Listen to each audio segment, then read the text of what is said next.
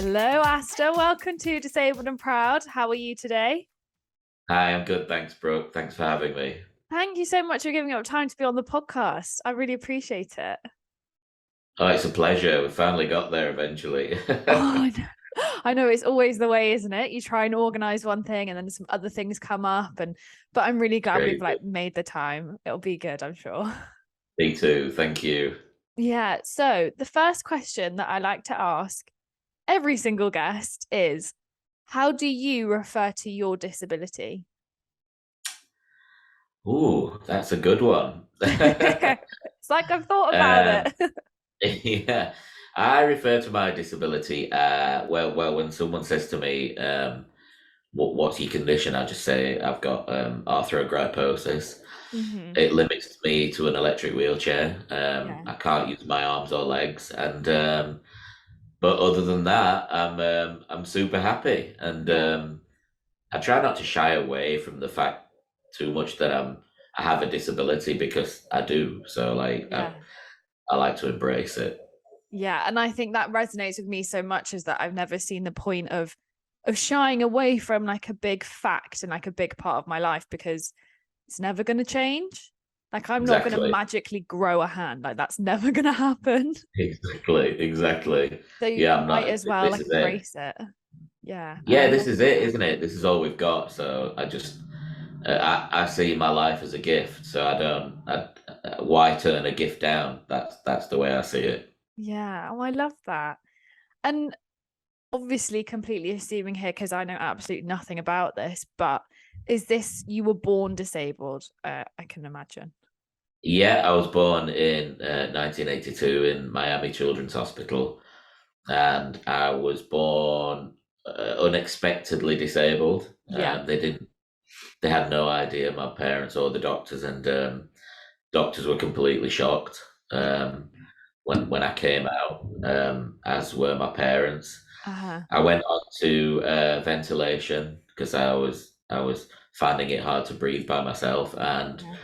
the doctors gave me 1 week to live, and yeah, 40 years on, I'm still here and Yeah. hopefully fighting the good cause. But yeah, it was tricky. I was born into a situation where my mum and dad weren't prepared for, or Yeah. even the medical staff weren't prepared for. But I'm here by the grace of God. Yeah. And it's so interesting, I think, particularly for people who were born disabled, whose parents don't expect their child to be disabled. Like it's such an interesting dynamic because my parents didn't know that I was going to only have one hand. Like they had not a notion until it was like, here she is. By the way, her Surprise! hand's missing. Like, woohoo. Like, Yeah, it's a total. I guess for them, it's a total game changer because they almost start living in almost a different universe, like yeah, a completely parallel universe to what they were used to, and it's almost not by choice either. It's like, right, here you go, you're thrown in, deal with it. But yeah, it is very much luckily, my that. mum and dad dealt with it really well, so I'm lucky like that. Yeah, like, yeah, completely. And also, I think to a certain extent, when it's unexpected, and I didn't really think about this until I was a lot older, is that actually there's like a grieving process as well for your parents for the child that they thought they were having. And it's not Yeah, that you're like any less or you're inadequate or anything like that, but you like, it's a shock as it would be for anyone. Like I'm sure if that was to happen to either of us now, we would both still be like, oh my goodness, like life is completely yeah. changed. And it's such an interesting dynamic to like talk about because I think a lot of people don't have a space to like necessarily talk about it or even say, like Yeah, it was unexpected and it was a shock and that's not a bad thing. It was just a shock. And it's like being disabled. It's not a bad thing. Sometimes it's a shock and that's okay. no, absolutely. I think, my mum tells me sometimes that there's not really a day goes by that she doesn't think, God, how did this happen? But at the same time, celebrating that it happened. So Yeah. like you say, it's interesting, isn't it? It's two shifts of consciousness, really, that, you Yeah. know, the human brain and the human heart. is really incredibly powerful to be able to deal with that and adapt to it. Mm.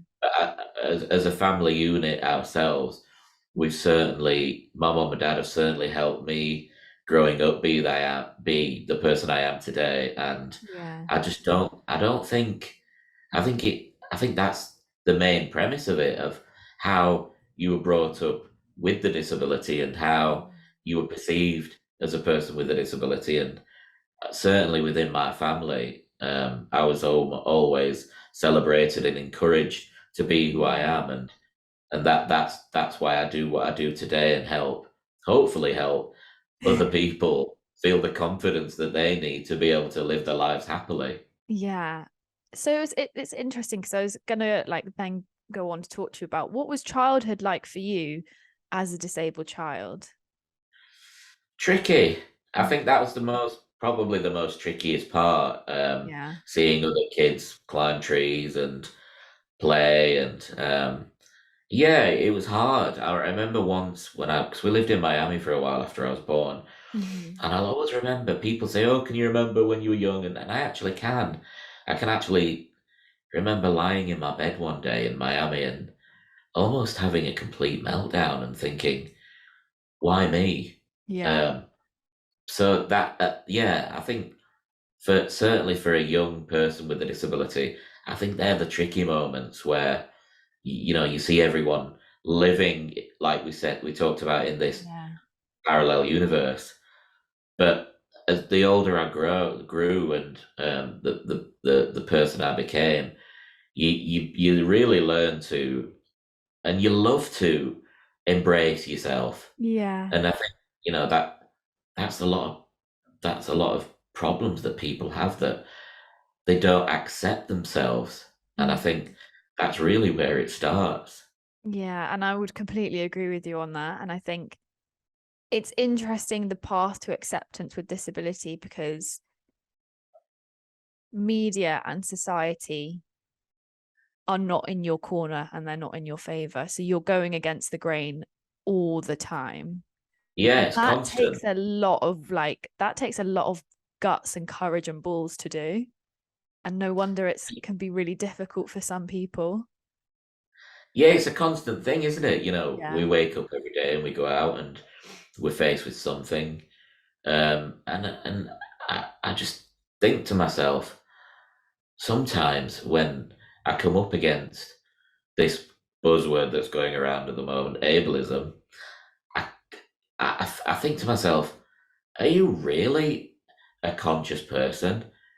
Are you going to be an enlightened human being, or are Yeah. you just going to be stuck in this dark consciousness cave Yeah. all the time and not open your eyes? And I see that with a lot of people, are like they're stuck, Yeah. and you almost want to grab them and shake them and say, "Hey, I'm human and I can love and I feel the same as you. I just might look different, but that is it." Yeah, exactly that. Exactly that.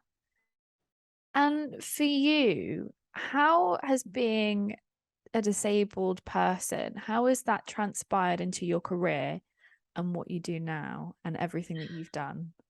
Yeah, my career is predominantly media based, Hmm.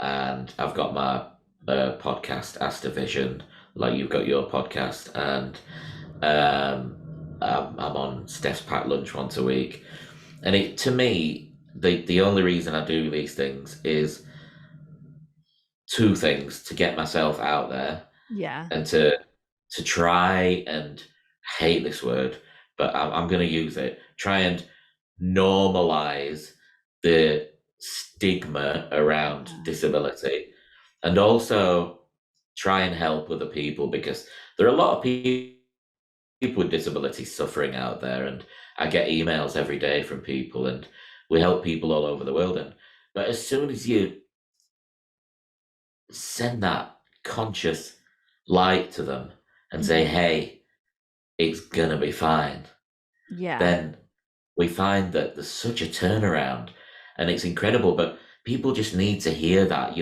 We had a family approach us in America that had just been born with a baby with arthrogryposis, and Hmm.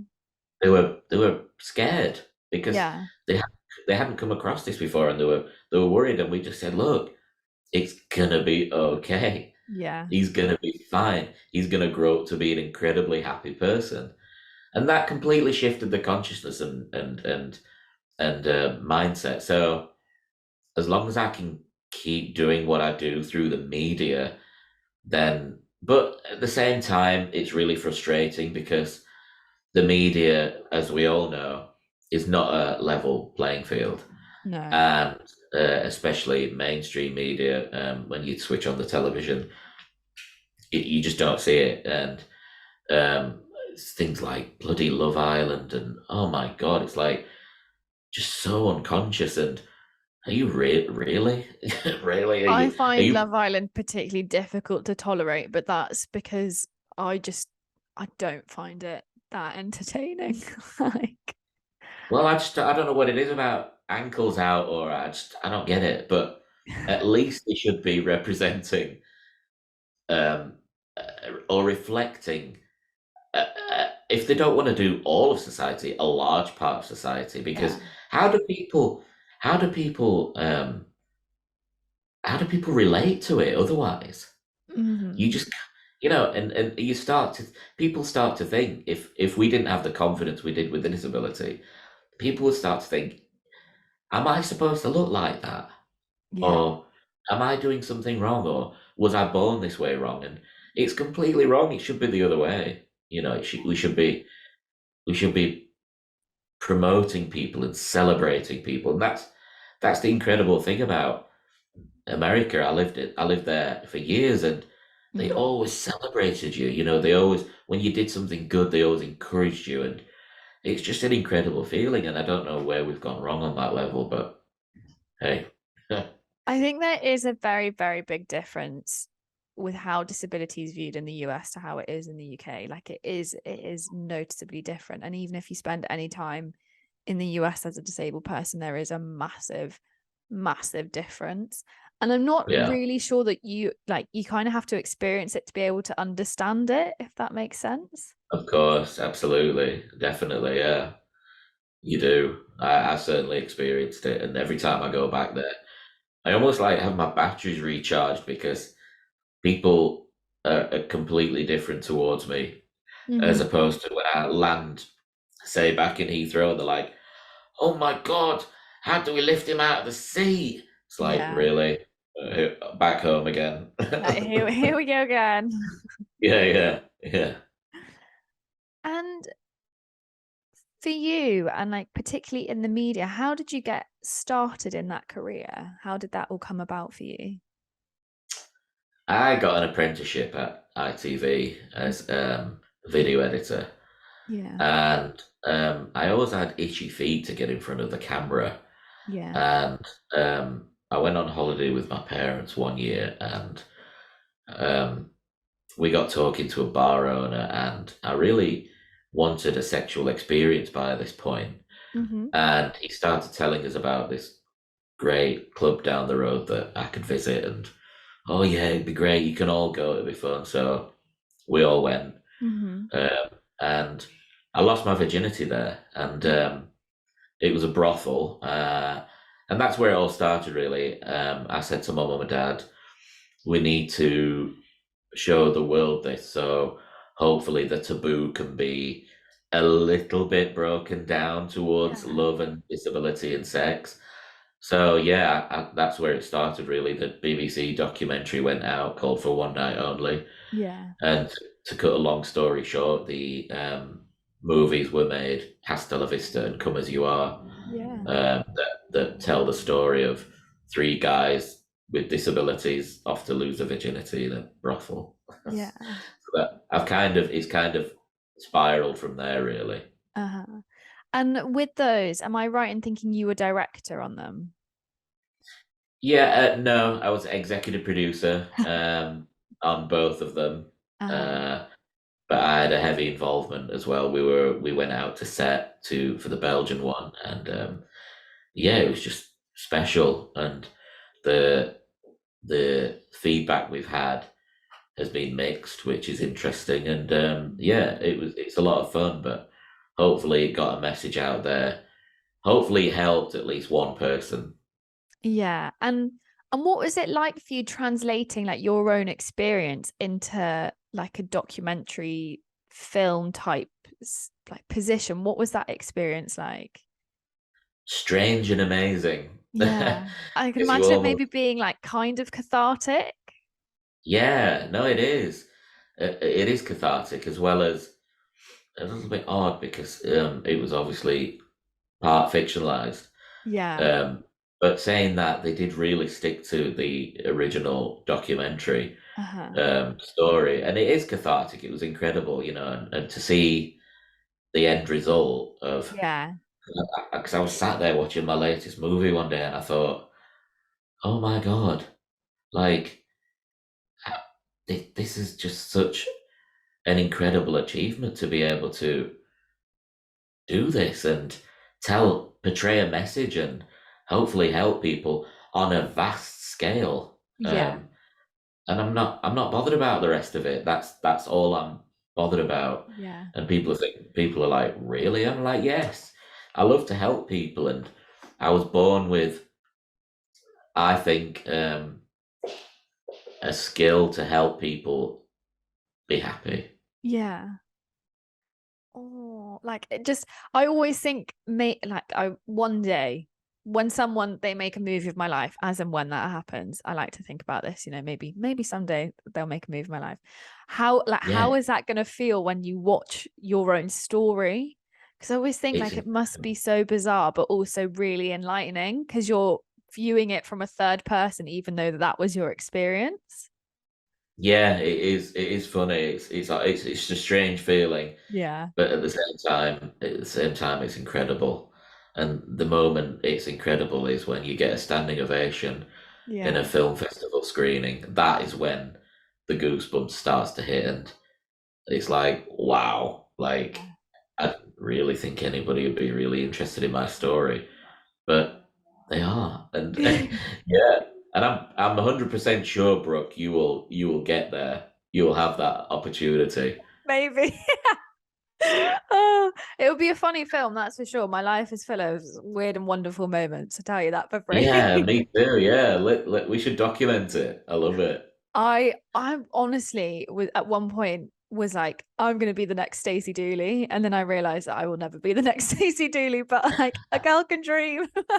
Why not? Yeah, absolutely. The only person that restricts us is ourselves, and Yeah, I'm a strong believer in that. And if you have a dream in your head, that I'm a strong believer, it can become reality. yeah. Why not dream?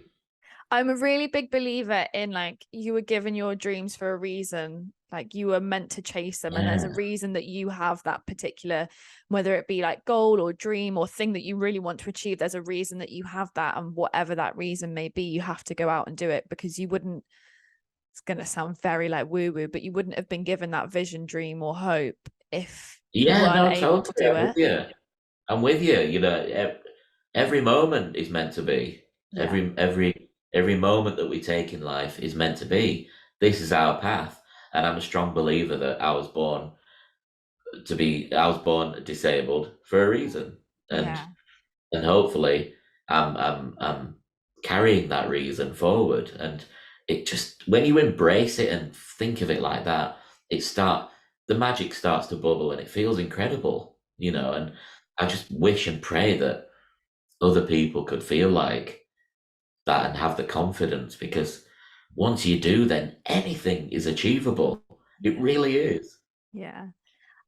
For you with your disability, was acceptance something that came easily, or was it very much like a path that you had to like transverse yourself? Yeah, I'd say, when I was little, the acceptance, when I was a younger child, the acceptance was harder Hmm. than it became throughout my life, and I evolved and I became the person I am, and it just got a lot easier. And I thought, hey, the bottom line is Brooke, is that you know we can complain all we want about who we are and this and that and disability and access and blah blah blah blah blah, whatever. But at the end of the day, we're here. Yeah, We're disabled. we are alive.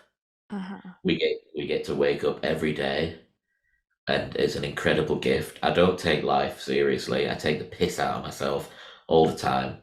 Yeah. And on that basis and on that foundation, I've got a happy life. And Yeah. I just see it as a, if you can't accept yourself and who you are with having a disability, then what a waste. Hmm. Because because to me, it doesn't really matter what they think or what he thinks or what she thinks or what he thinks. It's about me and Yeah. accepting myself and who I am, you Hmm. know. And it's almost like being in a movie and everyone else being the extras, but sometimes one of the extras steps out of line and they want a bit more in front of camera and they upset you or they're ableist or and you just have to say, hey, you know, this is who I am. This is my Accept me. film. This is my film. And I'm the director of this film. Yeah. And it feels incredible. Yeah. So I like to ask everyone, do they have a piece of advice for either and I really need to think about how I reword this because it's just never worded that well, but a piece of advice for a younger version of themselves, so like a younger you, and for a piece of advice with a younger person with the same disability as you. That's a good question. So, the piece of advice I would give myself as a younger me would be to live in the moment and Mm-hmm. not project into the future Yeah. because that's the worst thing anyone can do. And do you know what? I'm 40 now, and if I did that, then I'm sure I'd have one less grey hair because because I mean, really, I've been looked after, and Yeah. I'm not talking about monetary or physical things. I'm looked after by. I'm gonna sound woo woo like the word you use, but I'm I'm looked after by the higher grace, Yeah. and you've got to believe that. And for anyone else, I'd say with my disability who was in that position now as a younger person, just embrace who you are and Yeah. shine, shine who you are. Because once you start to do that, then the world starts to dance and shine with you. And I'm not saying that from a weird spiritual kind of place. It's just fact, It's you actually know. science. Like Yeah, just it just is. be, just be who you are and be happy, and the rest, I believe anyway, will flow. Yeah. And I love that. And I think that that's so important that you kind of like you have to let yourself shine because if you're not, it's a disservice to other people because you Yeah, don't know who you're helping, regardless of no, disability or not. And I don't want that to seem like, disability is this thing where, like you don't know who you're helping just by being yourself. And that is true, but I'm also not saying at the same time, like, wow, look at all the crazy great things disabled can people do when actually like I'm at Asda and I'm buying my food. Like that's not that incredible. yeah, Like it's not that yeah, interesting. I'm picking up my sushi. I'm a hungry gal. Like I want my yeah. food. It's But not like inspiring. no, it's not like eating my food is not inspiring. Like I love to eat. Yeah, That's like it. So does everyone. Like so I do just happen I. to be disabled. Like woo. Yeah, yeah, yeah, yeah. I'm just a person eating with a disability. Like, just Yeah, not really inspiring. exactly. And I think there's so much to be said for just shining exactly how you are and like Yeah, being okay and with it's that it's is a yeah, being okay with it, and it's a discipline. It really yeah. is, and it's something you have to work on. But I'd say the more you work on it, it's like a muscle. Then the easier it becomes, and that's how I've got through my life as a person with a disability, and just Yeah. to celebrate me. Yeah, exactly. And it does sound quite like if, and especially if you're not necessarily in like the self-development sphere, like, like being yourself and working on yourself can sound quite trivial. But I think once you start to maybe delve into like appreciating yourself and appreciating the things that you can do, and you know, you start with gratitude and you think about all the wonderful things that could happen. Yeah. It's almost like you But unlock a door to like a different realm and you're like, oh my god, I never knew this was here. Like, hello. But I'll give you a good analogy. People will go out to their garden and mhm. spend hours and hours and hours making it look beautiful. Yeah, But in the same token, that person will not give themselves the same time and attention that they really should. yeah, And to me, it's about stopping, breathing, realizing who you are, and having that beautiful acceptance, because acceptance is a huge thing. yeah. And this is by no means any way to say that acceptance comes easy, because for a lot of No, people it doesn't at all. And like, that's, I don't want people to listen to this and be like, oh, it must be so easy for them, they've like fully accepted themselves, and it's no, God, not like no, that at no, all. no. It's a journey. I have gone through my dark periods, and Mm. um, I do have various, blips, as you call it, thinking, oh God, what happened? So yeah, don't get me wrong. I do go through the darkness. It isn't always kind of like la la la la la, happy, happy, positive acceptance. But what I'm saying is that it's far easier for me, and far lighter and far less dark, to accept who I am. Yeah, And usually, if you try, at least try and accept who you are, then the world around you becomes much easier. yeah, And I'll tell you why. That I've mentioned the ableism word, and I see people post about ableism and the troubles they go through, and people say this to them and people say that to them. I'm going to be quite honest with you, Brooke. I don't have much of that, and yeah. I honestly believe it's from the mindset and where you're coming from. I do, Mm.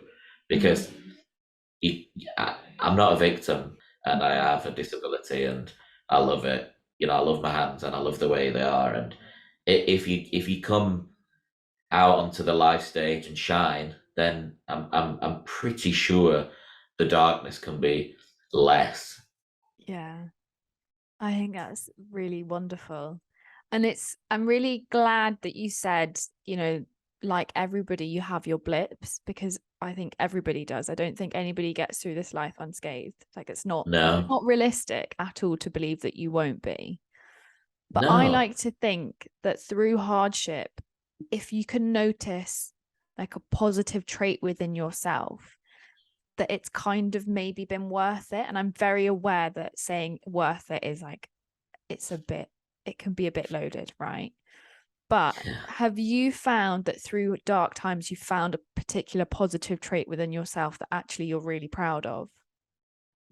yeah. I mean, the dark times have certainly made me a more stronger person, Mm-hmm. a positive person, and more, I'd say, educated in Okay. in educated in helping me to realize what other people might be going through, Mm. because we can all go out and do what we do and have a great day or whatever, but there's always that person, whether you meet them that day or they're just a stand bystander, but there's always that person going through something. Yeah. So I honestly believe that, having gone through what I've been through, all the surgeries, all my life experiences, that I'd hope I can recognize someone in need. Mm-hmm. And I think when I hear of someone that have committed suicide, I'm devastated, because I automatically think to myself, I wish, I just wish I could have had 5 minutes talking to that person, Yeah. and just hopefully shining a little bit of light. And I think it's life experiences, and life experiences, our education. Yeah. Yeah. It's like we go to school when we're younger, but we're in education all our lives, really, because we're always learning about whether it be ourselves or someone else's feelings or other people's feelings. And it's all learning. And as long as you're open to learning, then I think we can help each other more. Hmm. And you just mentioned that you had surgeries when you were younger. Do you mind like elaborating on what they were and what they were for? Yeah, no, not at all. I had, oh God, it started when I was like near to when I was born. I had hip Yeah. corrections. I had my arms were bent inwards, so I couldn't drive. So my wheelchair, so we got that fixed. Yeah. And my parents had a decision when I was younger because arthrogryposis, a lot of people with arthrogryposis can walk. Hmm. So, but I was in kind of a bit of a worse state. So my mum and dad had the decision, well, we can either make him walk or help him walk, or we can help him sit comfortably. Uh-huh. And that's the avenue they went through. And then I guess my most recent surgery was I had to have all my toes amputated because they were all dislocated because Mm. of my disability. And I'd say that was the most horrific surgery I've ever been through. Uh-huh. Um, but again, it's made me strong, and it's made me the person who I am. And it's also made me like resistant against people who are like so like I don't know, I call them drainers. It's like people that are just come and offload on you and like, Yeah. do I really need to hear this? Because I've been through my own shit, you know. But at the same time, you want to help that person. Yeah. But there's a fine line, isn't there? You know, we we we've like you, I'm sure you've been through everything. We've had our shit to deal with. Hmm. But you almost get labeled as a person with a disability that, I don't know, like, oh, they've been through. Like, people automatically presume that you've been through everything and you're upset and you're on tons of medication and you're low all the time. And it's like, ugh, this presumption is just like, yuck. It's Just makes me so want to, just funny. makes me have a shower. Like, just Honestly, to wash it off. it's so funny that you say that because I was talking to someone the other day about this really bizarre portrayal that we have in particularly like sitcoms and TV shows that the disabled person is either quite angry or quite meek and mild and shy. And I was Yeah, sat there talking, I was like, I actually don't know a single disabled person who is meek, mild, or shy. Like everybody I know, and like this was yeah, particularly, I was talking particularly about limb difference. Um, I was like, I don't know someone who hasn't got really chaotic energy. And there's something about like assembling yourself and like being able to like pull yourself apart that just kind of makes you a little bit chaotic. And I was yeah, like, I yeah, no, don't know totally. where this assumption that disabled people are either like angry, upset, meek, mild, shy, quiet has come from because I don't actually know a single disabled person who fits that bill. Now, that's not to say that there aren't people out there who are like that, but I really struggle to find it, and I would love to know where these assumptions come from because it's just not the reality at all. I'll tell you where it's come from. It's come from the media. Yeah. That's exactly where it's come from because anytime it's getting a little bit better, people say to me, "Do you think representation of disability has improved?" And they're expecting me to say, "Oh yeah, Yeah, it's not massively." so good. But but no, it's like, well, really, maybe a little bit, but if you're counting the Paralympics as like evolving onto the next level of disability representation, then just fuck off because it's not like Yeah. casting directors like just get real and like start reflecting real people. And Yeah. it's almost like when you see something with a disability, some related, it's either like something to do with disability, Hmm. or it's got like a low undertone of Yellow by Coldplay underneath, and like, oh, that poor man.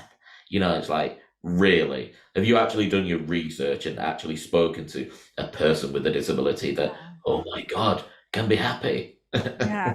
I think the way that you just said that, the way that you're like, it has undertones of Yellow by Coldplay is so perfect because that's exactly Yeah. what it. Yeah, it's just unbelievable, isn't it? Like you can just I'm picture now the gonna say that in everyday life. This has undertones of Yellow by Coldplay. I'm not interested. yeah, quote me, Brooke. I love it. It's just you can see them sat in the edit suite, can't you? Like, oh, Yeah. this poor guy. What should we use? Yellow by Yellow by Coldplay. every day. Not higher power or something positive. Just Yeah. yellow. And it's really funny because like when I talk about myself sometimes I'm like I'm a really yellow person, like I'm like golden yellow and really happy, and then you remember that song See, still exists and you're like you'll never see yellow in the same light again no, now. exactly, and that makes me a bit sad because I really like the color yellow. Like it's such a happy color. uh, so for You you, make it. Hmm. I like to ask everyone these questions because I think everybody's answer is always so interesting and so different. But do you have like a particular set of questions like that you find either particularly intrusive or random or weird, or like you almost have to laugh it off because you've been asked these questions so many times? So I'll tell you mine. Recently, I was out for dinner and I had my waiter ask me if I wanted my food cut up for me because I don't think in his head he could figure out that I could cut up my own food. So do you Oh, have anything like that you think, oh, for goodness sake, like not again? there's two. There's two ways. I thought that when you told me that, I was like, oh, the first reaction was shocking. Then I was like, oh, but maybe he was being really conscious. It's So how do you? difficult, right? Because Yeah, there is a line of like someone wanted to help, but also someone wasn't able to like put two and two together and realize that I probably survived like for the last however many years of my life without yeah, them. yeah. So I can Or do manage you this think meal. it's the fear that the waiter might get sued if he didn't ask you? Oh, but I feel like we're not America. So like if that was America, I'd accept that answer. But we're in the UK, it's a bit different. um, it's an interesting question that. Ask me again. So do you have a particular set of a weird or intrusive questions that actually Yeah, you kind of just have to laugh off and just think it's not for me to answer these questions for you? I guess the first one would be what happened. Yeah, classic. Uh, class. Obs. Were you born like that? Does it hurt? Yeah, Um, and this isn't like I don't mind like a 6 year old, 7 year old, 8 year old coming up to me and saying, "Were you born like that?" But mm. this is adults, and I'm There is like, such a big difference between a child asking you these questions though and an adult asking you these right? questions. Such a big difference. And I think I just think any question that because it's like going up to someone and saying, someone that's able bodied and saying, "Ooh, that mole's really big on your chin. It's Does it true. hurt?" Yeah. And I'm like, would you really do that? Yeah. Would you really do that? No, you wouldn't. So, yeah, I just think any question to do with, I mean, because it's not someone's, I don't think it's someone's place unless they're a doctor or a nurse and I'm in a hospital and they need to know. I don't think they need to know. I just think, I think it's incredibly nosy. You Yeah. know, there's a part of me when I get asked these questions, I'm like, there's a part of me that wants to swear at them. Yeah. And then the other part of me is like, oh.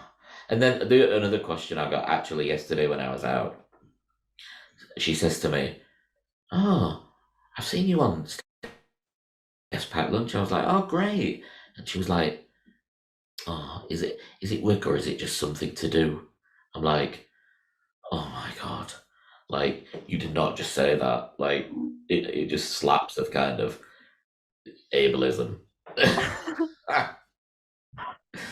So yeah, I like have no I, words. And me too, I'm very rarely caught short for words. Very, very rarely. right? right? This was in the middle of Wilkinson's. I always think, particularly with like particularly with strangers, not necessarily people you know, because there's a big difference with people you know. Like Yeah, I kind of accept most things that people I know, like I'll accept their questions because I know them and I know that it's coming from a good and loving place. exactly. But with strangers, sometimes I feel like because disability can be seen as a bit of a medical anomaly, that they think they're allowed access to these answers because they think they're being curious when actually it's too much. Yeah. Or I think sometimes that it's almost maybe a way of them breaking the ice because they've never spoken to a Yeah. person with a disability before. And really, instead of them saying, did it hurt or were you born like that? I'd much rather them say, hi, isn't the weather nice today? Wouldn't that give you like a lot better feeling after you've had that conversation with that Yeah. person? Wouldn't Yeah, no, because I completely agree with you. And I do think it's very, the more I ask this particular question, the more it like reinforces is not necessarily the right word that I want to use, but it does play into that idea for me that the general public are so inquisitive, but they have no idea how to approach the topics that they want to ask, and they've got no idea how to navigate questions and feelings that they have about disability because Mm, disability's never been shown necessarily in the most positive of light, and because it's been that way, it's very difficult for someone to then ask a question that they want to maybe know the answer to. Obviously it's completely up to the disabled person whether or not they want to answer that yeah. question, but there The must be problem is, questions out Brooke, there. the problem is that, it's fine to be inquisitive. Yeah.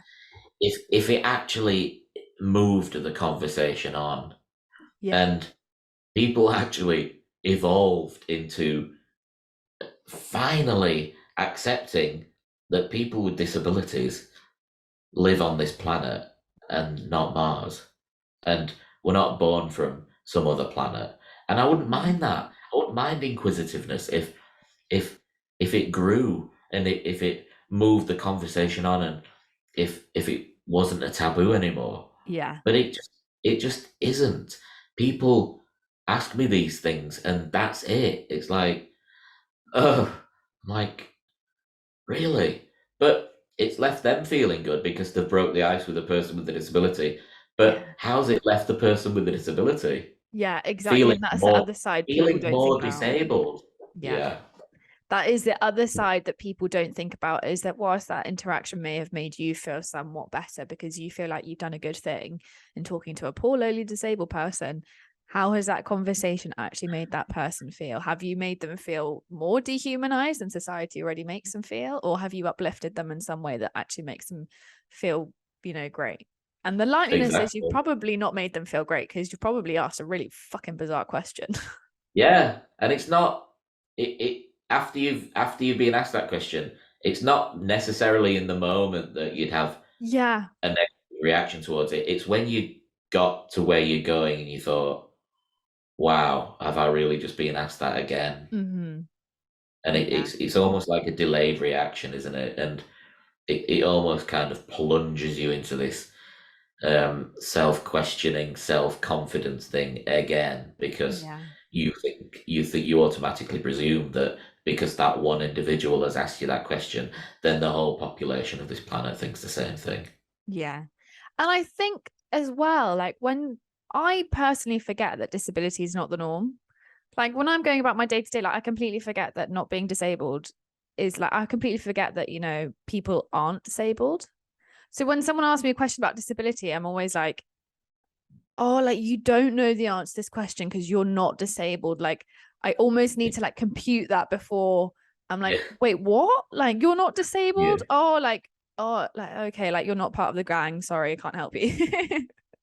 yeah. But the interesting thing is that a lot of people are disabled, Yeah. whether it's a social disability or this or that, and I think it turns right back round to acceptance again. Mm-hmm. So a lot of people that are like this, and nine times out of ten, the person that asks you the question, that awkward, horrible question, they're going through something, Yeah. and they're actually disabled in some way themselves, Yeah. because you've got to be to ask a question like that. Yeah. I only have one final question for you, Asta, and Oh no, one final one. I mean, I love this conversation. I want it to carry on forever. Me too. My final question for you is, Asta, can you say that you're disabled and proud? Absolutely. I am disabled and I am 100% proud of it. Oh, I love that response for so many reasons. And it's because everybody that I've asked always says the same thing. Right. Nobody says that they're not proud of their disability or Good. they don't have pride in being disabled. And I think for me, that's a massive takeaway. Yeah, Like it everybody really is is. so like happy and proud of being disabled that society needs to listen and You're an realize awesome, that. yeah, you're an awesome human being as well. I follow you on Instagram and Oh, I see thank you you. lifting, I see you lifting the weights. And I had one of my really good friends, Amy. She's a bodybuilder, and Mm-hmm. she's just. I look at you and I think, holy shit, you know that the way you put the strap around and lift the Yeah. bars, and I'm like, wow, and it's not, people. I like to use the inspiration word carefully, Yeah. because it's not something just to be thrown around like we said earlier, Mm-hmm. oh, that person's disability, he's inspiring. Well, no, not really. He could have a disability, but he might not be inspiring. But when I look at you, you're just getting on with it, and that's exactly how it should be. And you are inspiring to me, and we all need people in our lives that inspire us. And it's Yeah. important, but to use it carefully. Yeah. And also, like, this is also to say that sometimes you can be disabled and you can also be a dick. Like that Yeah. exists as well. Oh, Like, yeah. I mean, watch my movie Come As You Are. The lead guy who plays apparently me is a real dick in it. So yeah, yeah, that's a prime example. yeah. Thank you so much for those lovely kind words. Like they've made me feel Pleasure. very warm and fuzzy. Oh, good. I'm so glad that we managed to make this work because I've really Me loved too. this conversation, Me particularly too. from the whole conversation we've had around acceptance, because I think it's such a beautiful conversation to have, particularly Always. between two disabled people, because quite often it's not between two disabled people, it's between someone No. who is not disabled and someone who is disabled. So it's shining this light on like, oh my goodness, this is what acceptance looks like. But actually I've really loved having this conversation with you because it just goes to show that it's not for inspiration's sake, like you Yeah. said. Well, And I've really loved that. it's just creating a bit of magic between two people who weren't put on this planet like we are by choice. And Yeah. yeah, like you say, it's beautiful, and it's sharing, and I love sharing. Yeah. Thank you so much for taking time out of your day to come on. I have genuinely loved It's a this pleasure. It's a so pleasure. much. Me too. Oh, thank you. And have a lovely rest of your day.